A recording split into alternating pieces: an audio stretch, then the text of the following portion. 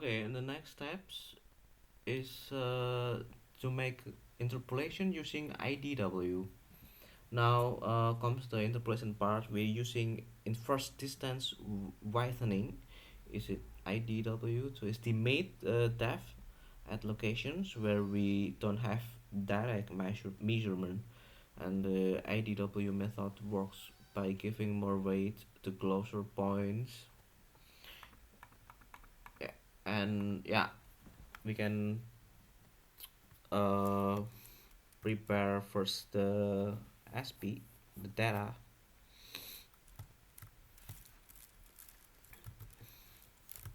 So let's prepare data for interpolations.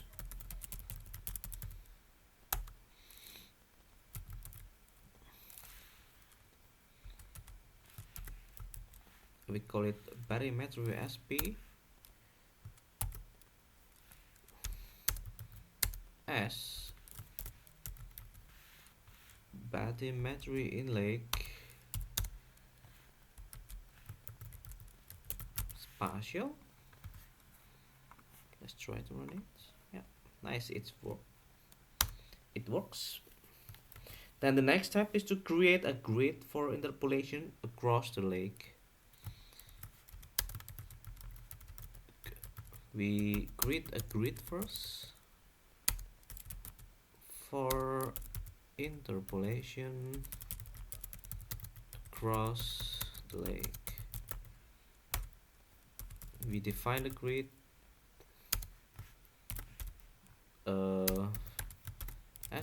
make grid.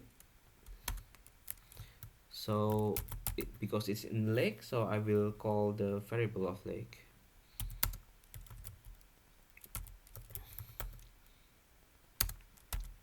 And the cell size I would prefer to be like 0.001. I think the more smaller the more better. But yeah, it depends also on your speed or your RAM of your computer. But I think I found this number is the ideal one for my computer. Let's put it in the centers. Yes, and we make the grid in the lake.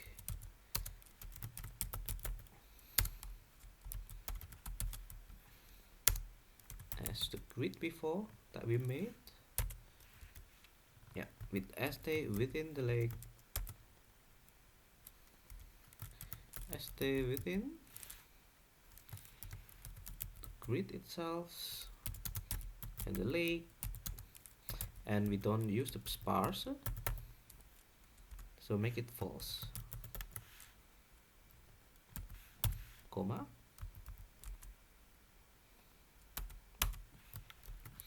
Now we perform IDW after that, but let's check first the grid. Okay, we now see the grid, how it looks like. Yeah, so yeah, this one, because we don't know like so we need to transform this grid into only in the lake itself, the shape of the lake itself. So let's check the next grid we made. Grid in the lake. Yeah, it looks like this. Yeah, it's basically clipped the grid and the lake itself. Okay, now we can perform IDW after that. I will call this like IDW results.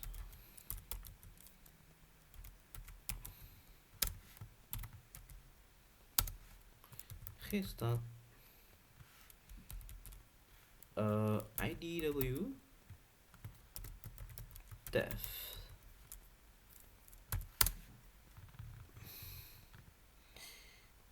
one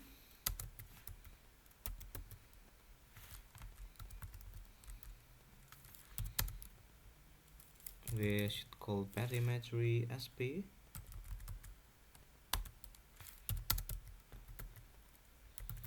The new data as grid in Lake.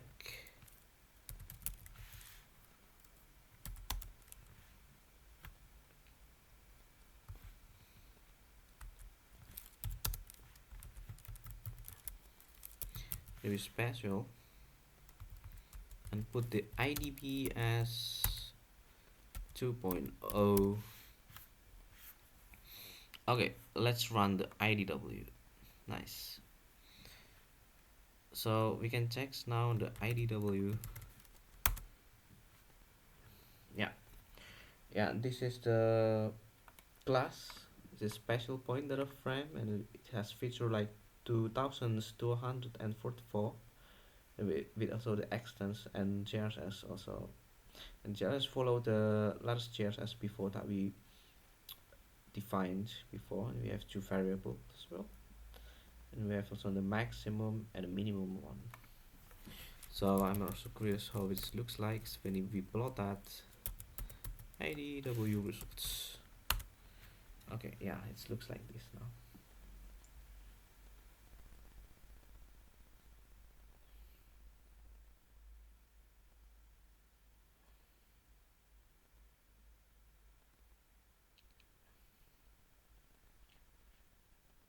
Nice, but we need to first to convert the results into the raster. So after running the IDW, we convert the results into raster format, which allow us to visualize more easily, like this.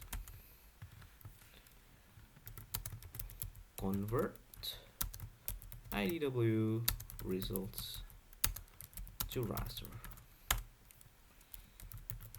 Raster IDV.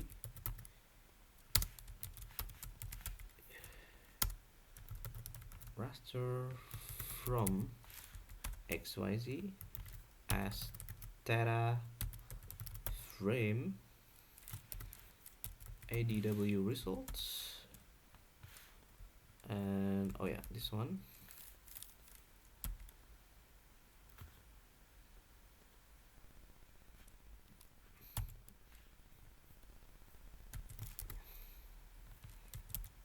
Court X1, I think.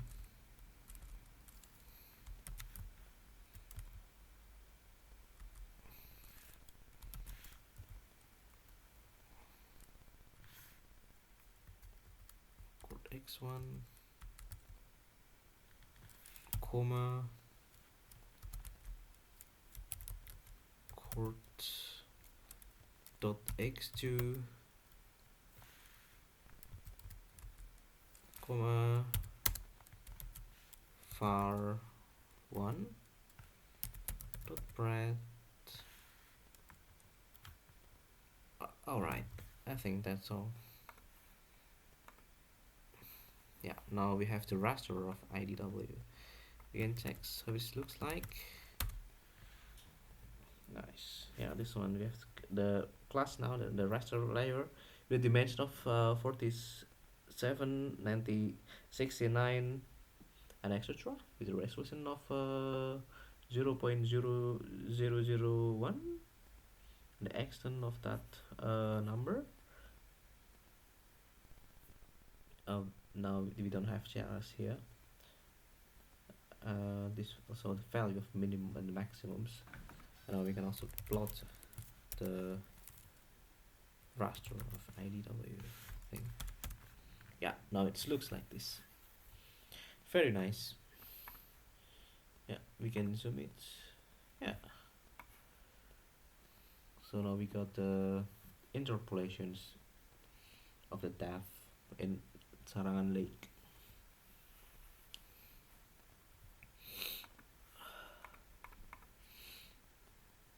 Nice. So the next steps, we can also visualizing the interpolated depth more better, I think, with classifying the depth zones and analyzing the distribution of it.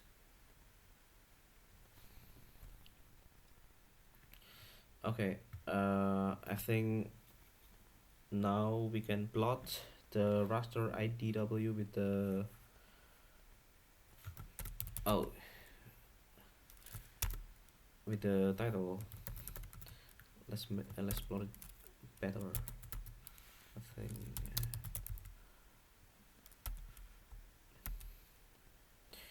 yeah, we say IDW interpolated depth surface. Now make the color as,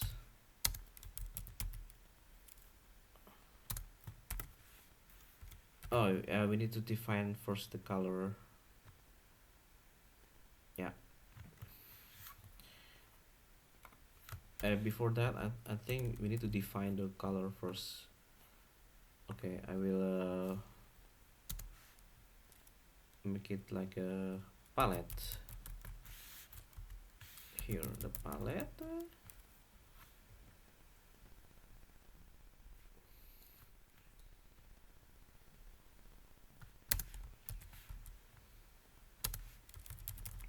We use this color RAM palette. Let's see.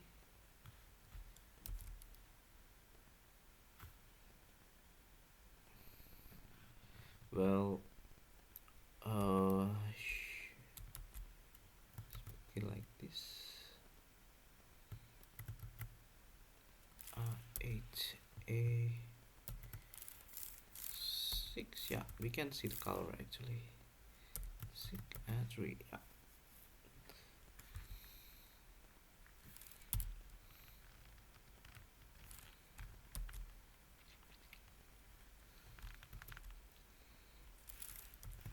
Six B, maybe 4.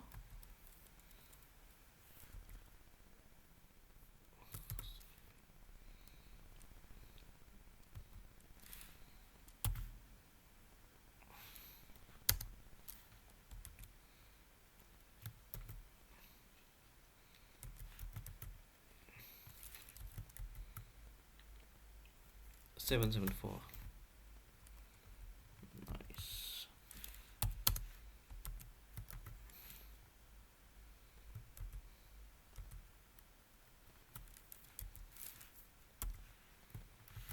Nice. So it looks like more pastel color.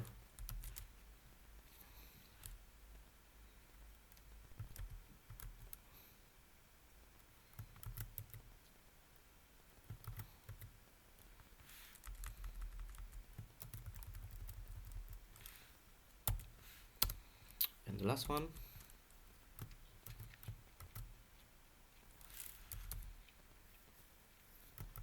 Six. Yeah, perfect. Now it's created. So we call it palette with 100. Should be perfect.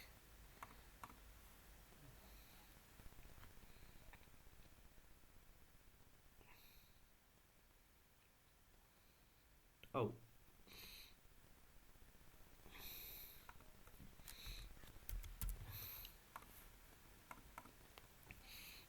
Nice. So it looks like this. Yeah. So because the map before doesn't look like the correct one, because we can see the legend is not very correct, because we can see 5, which is the small number, and it's and the color of it is red, so it should be reversed, so it should be in the another way around. Yeah. Now, the more deep the point, the more red the color.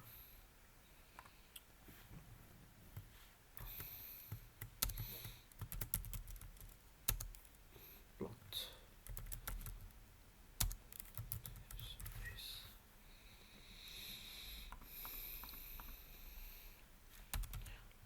Okay, now that we have the interpolated depth, let's classify the lake into depth zones. Yeah, into shallow, medium, and deep, and deep. Yeah, define depth and classify zone.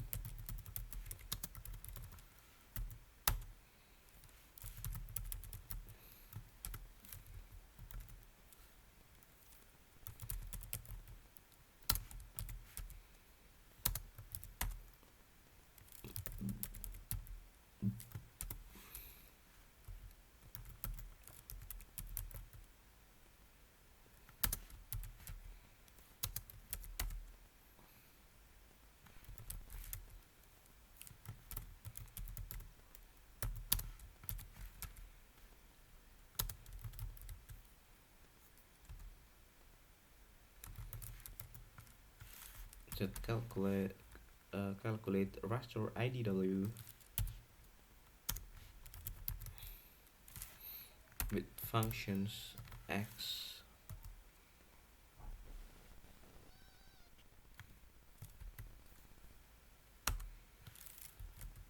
if else.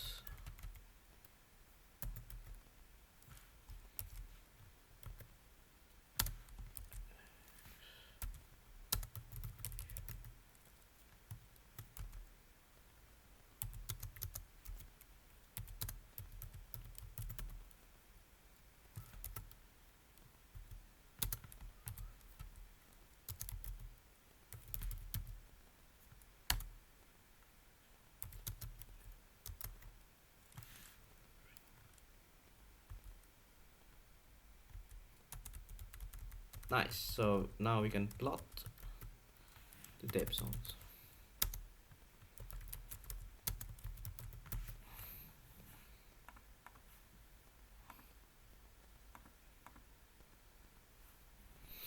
Okay, now we can plot it. Plot depth zone.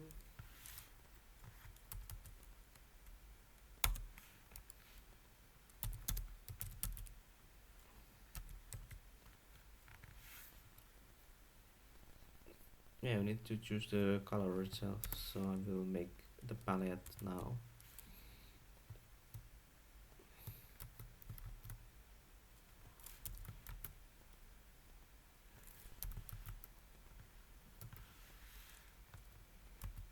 Green.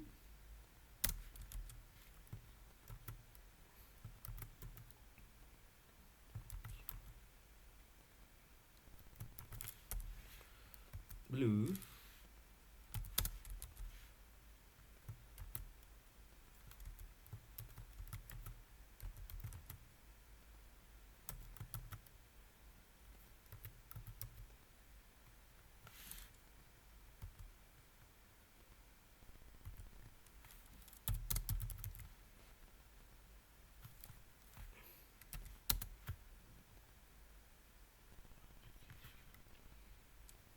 Yeah, we'll make a title of depth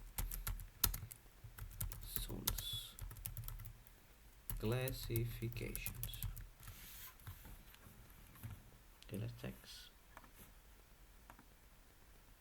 Yeah. Now now we can see the depth classifications.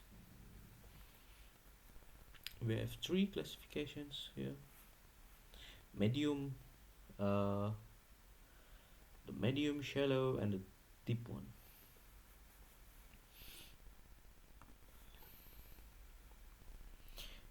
Okay, finally, let's take a look at the distribution of depth across the lake by creating a histogram that show how much the lake falls into the depth zones.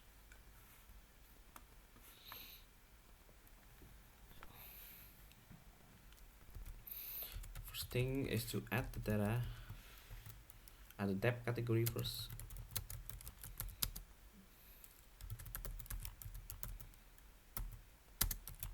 To bathymetry data.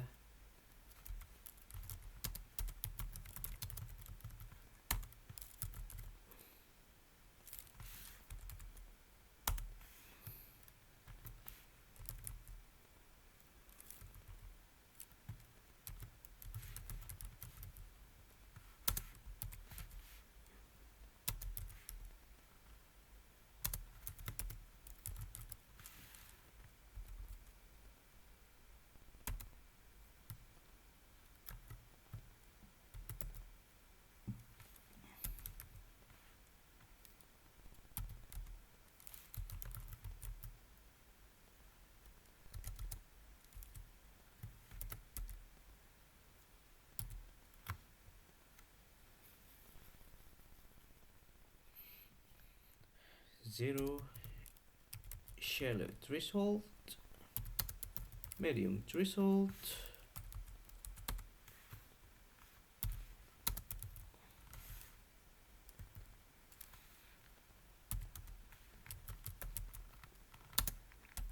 we put level of it like ash shallow, medium, and deep.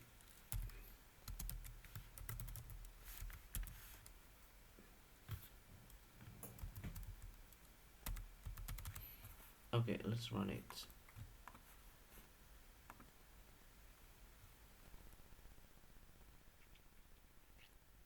Now it should be capital E. Perfect. And now we can calculate the proportion of each depth category. Okay, this one, calculate the proportion of each depth category.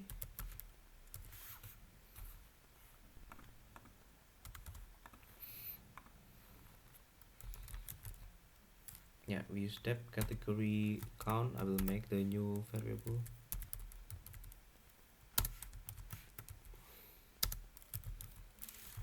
Bathymetry in lake. That should be like this. Group by.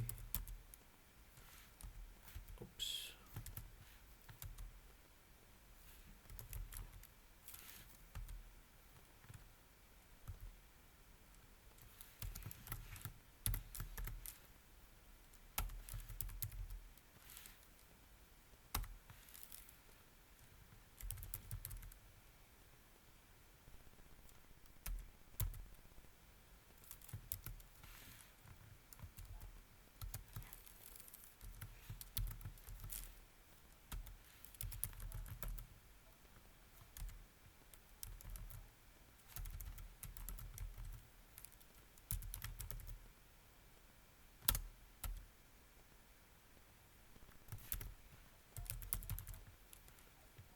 Count. Oops. Count divide by show count.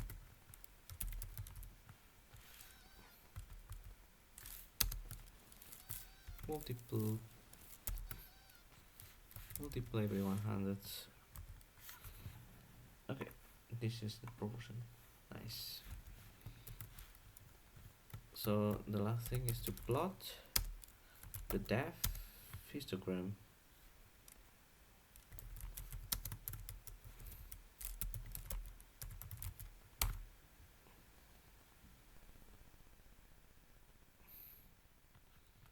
Now we use ggplot. Depth category count as x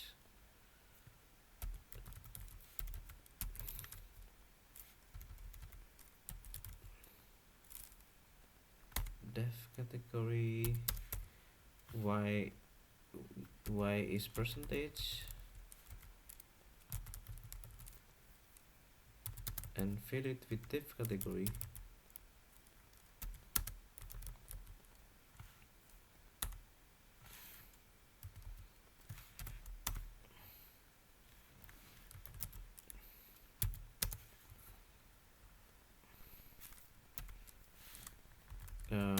Set geometry of the bar,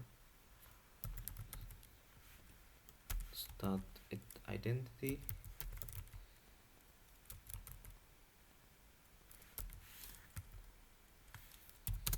with color of black,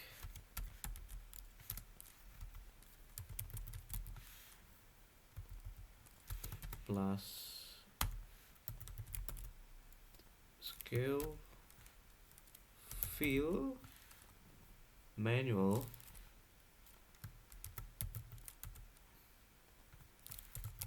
values, C with the I will make just the same color.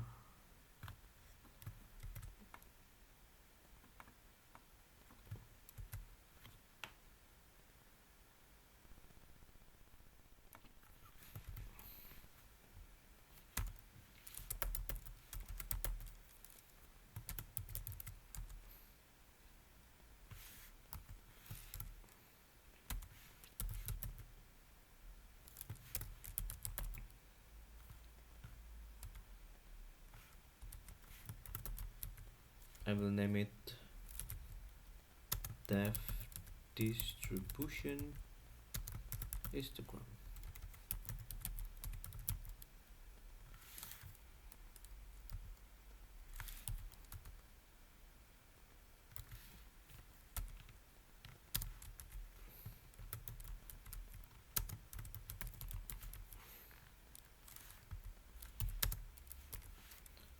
For X is depth category, and for Y it's percentage of the area.